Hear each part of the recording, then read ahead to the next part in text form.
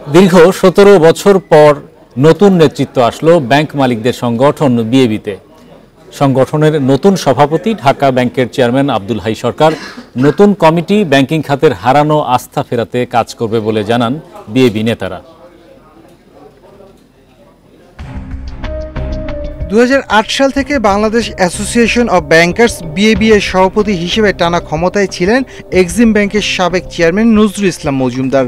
যদিও বিএবি এর নিয়ম অনুযায়ী এক কমিটির মেয়াদ ৩ বছর, সরকার পরিবর্তনের পর নজরুল ইসলাম মজুমদারকে এক্সিম ব্যাংকের পরিচালক ও চেয়ারম্যান পদ থেকে সরিয়ে দেয় বাংলাদেশ ব্যাংক।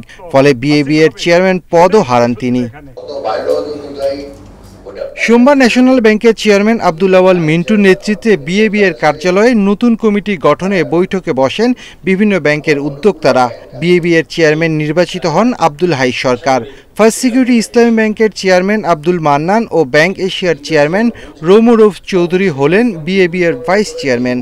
গণতন্ত্রকে কি সংশোধনী আনা হবে, সেই সংশোধনী ঠিক করার জন্য এটাকে পরীক্ষা নিরীক্ষা করে পুনর্বিবেচনা করে এই কমিটির কাছে একটা সংস্কার প্রস্তাব দেওয়ার জন্য আমি প্রপোজ করি।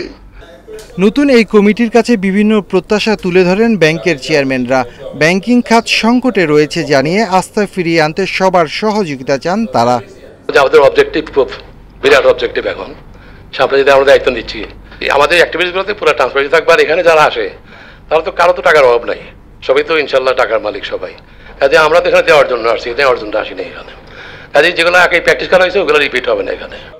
অভিযোগ রয়েছে গেল ১৫ বছরে বিভিন্ন ইস্যুতে ব্যাংকগুলো থেকে ১০,০০০ কোটি টাকা তুলেছে বিএবি।